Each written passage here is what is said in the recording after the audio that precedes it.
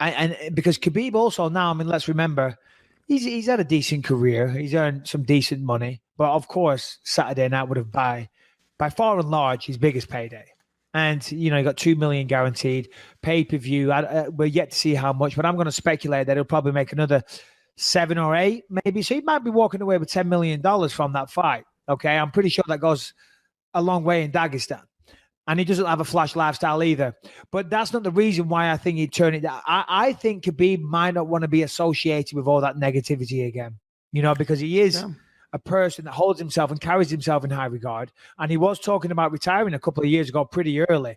And I don't know if he'd want to go through all that again. Not because of the fight. He might take the stance of, I proved my point. I beat him down. I beat him into submission. Or chapter in life together is over now. But who knows? Money talks. Yeah, I think that's all fine and dandy until you have the title, they put the options in front of you, and you can go, all right, I can go and handily beat Conor again for probably twice as much money the next time around. He's going to make more, but rematches are always bigger. This would be fucking huge, right? Or I can go fight somebody like Tony Ferguson, which is a way trickier fight. Way trickier fight. Way more tools to be. Trickier fight. We just watched Tony Ferguson fucking, smash Anthony Pettis with an awesome performance. Really, I think Tony Ferguson is not great in interviews. I feel like his words are working faster than his head. I feel like I like Tony a lot, but I feel like he always misses the mark when he's trying to talk shit in those interviews. But he's a fucking killer. But I'm talking about, who... That has to be sold over and over again. Tony has to be sort of like sold to you as the dude, even though he was the dude, legitimately the dude. They took away that interim title from him. Why wouldn't you take the easier fight for substantially more money? In what world wouldn't you do that? I agree. Now, let's talk about Tony Ferguson a little bit because, and I don't think you'll mind me saying this. He texted me last week and said, "You talking shit about me on your podcast while I'm out here working? Thanks." And I texted him back. I said, "When was I talking shit?" I said, "Please explain." Now, obviously, we say a lot of things on this podcast, and a lot of the time it's tongue in cheek and we're busting balls. But I actually, listen, Tony is a unique character. He is, and I think that's fair to say. What was he talking about? Ever been particularly. He didn't respond. I texted him back again, and he didn't respond. We talked about it Saturday night, though. We had a quick chat, and he was fine with it. And as I said, I don't recall ever being disrespectful to Tony on here. We might have been have some fun like we do about everybody. I think you've been nothing but complimentary about his fighting. I think maybe the only thing you just said he's strange at times, maybe something like that. Yeah, well, he's a unique cat, and good for him. But what I want to talk about is for Tony Ferguson. I thought what he did on Saturday night was incredible. I really did. I mean, for him to blow out his knee, I forget the exact injury, but it was really bad. He had to have a complete reconstructive surgery, a cadaver put inside his knee, to come back just under 6 months. And not to mention that's not just the rehab time. That's training for a fight as well. That's doing a fight camp, recovery in a fight camp, all within 6 months. To have his lightweight interim title stripped for pretty much no apparent reason. He won that belt fair and square, and he injured himself and they took it from him. So he had a chip on his shoulder all week. And you know what? I understand. He probably felt that the organization was against him. He had his title stripped off him. The world kind of thought, forgot about him and just focused on Khabib versus Conor, whilst he's the co-main event on that card. But he got no headlines. He got no headlines. No headlines. There was no spotlight on him. So I understand him being worked up, emotional, aggressive with the media. And he went out there Saturday night and put on an amazing performance. The fight was incredible. Props to Anthony Pettis as well. Anthony Pettis was sensational as well. It was a great fight and should both be very proud. But after the fight, Ferguson was on the ground and he was very, very emotional. And Eddie Bravo was talking to him and giving him words of encouragement. And I totally get it. I totally got it. And that was the truest moment we'd seen from Tony Ferguson, that raw emotion. And that just to go back to Khabib, that's the kind of emotions that fights bring out in people, especially in fighters. If you've never been through a fight camp, if you've never had the isolation, the preparation, the dedication, the wear and tear on your body, the repetition of sparring every day, getting beat up, not being able to eat food, and then seeing online everyone talking shit, reporters not giving you the fair crack of the whip. You know, it's a lot of emotion. And we saw Tony break down. The emotions got a bit too much of him for a moment. And we saw Khabib snap as well. Yeah. Because this is highly charged fucking stuff. There's nothing else in this world that will bring out more emotions than a real fight. You know what I'm saying? That's a great fucking point. And, you know, not to mention the fact that at the core of it, your life is on the line. You don't really know, no matter how confident you may say you are, you know, you don't really know what's going to happen. It's such an intense sport where at any second you can get knocked out, choked out, whatever it is.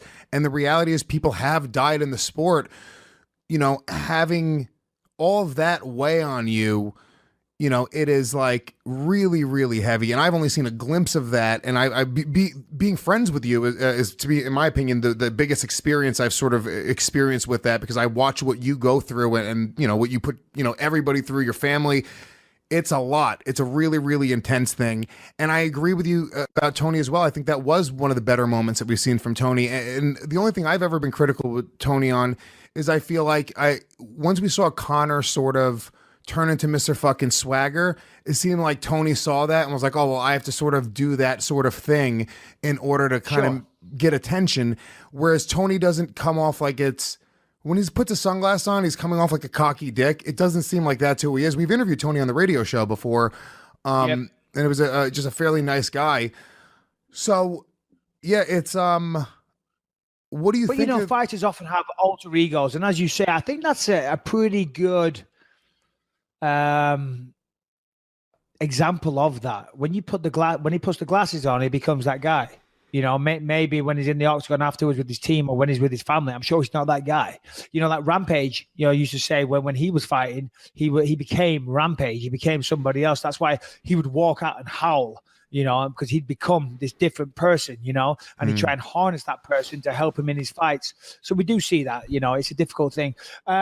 Anyway, congrats, Tony Ferguson. Congrats to Anthony Pettis. I thought he looked sensational. He really did. Shame about what happened to his hand. Is it crazy for me to go on? Well, I was going to say, I'm just kind of going like, I don't want to hear that a guy broke his hand. He doesn't want to continue because he broke his hand. Only because I've heard of so many guys that break their hands and continue with a broken hand.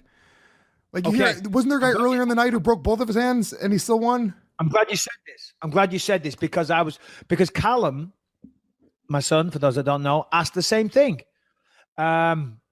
And I was just about to say, prior to you saying that, I think we need to take a second to recognize what a great cornerman Pettis' cornerman, Duke Rufus, was on Saturday night. I thought he was fucking outstanding. And I talked about this in the post-fight show as well. A lot of fighters, they're trainers. A lot of them, they try and make it about them. You know, you see them jockeying for position to make sure they're on camera. You see when they're walking into the fights, they want to be seen.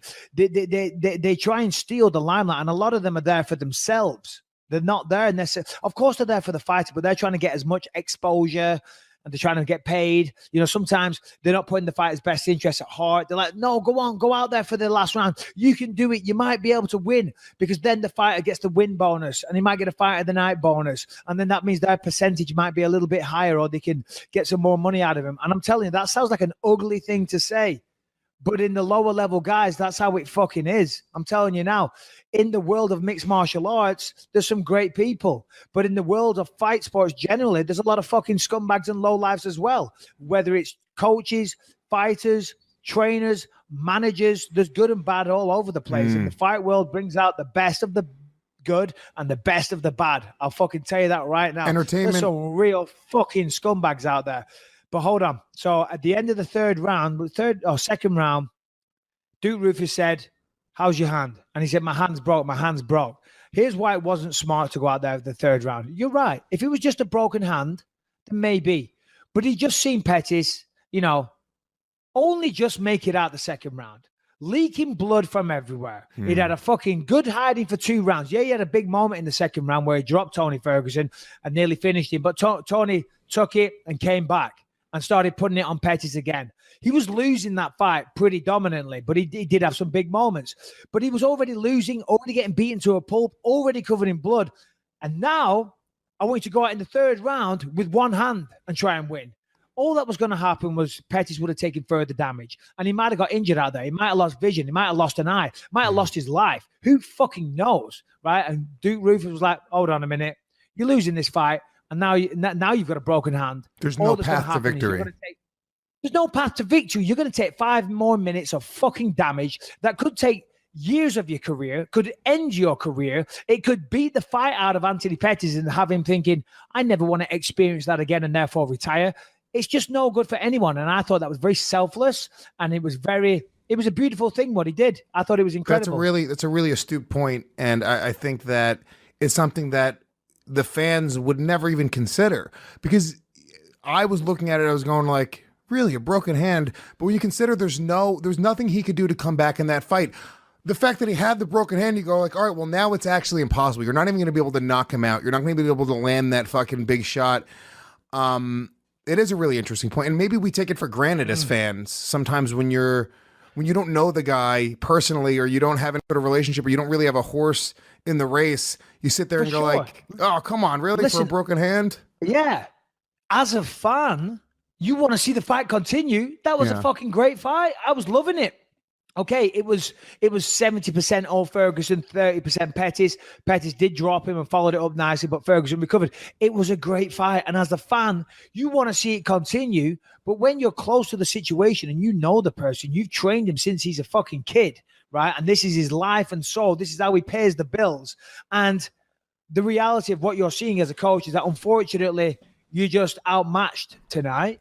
And maybe on another night you might get him. But given the narrative of what just happened over those last 10 minutes, you've been beaten, you're covered in blood, you've had the shit kicked out of you. Yeah, you're fighting, you can hold your head up high because you landed some good shots and, but the writing's on the wall. And it was Duke who stopped it. It wasn't Anthony who called. No, it was Duke. It was Duke.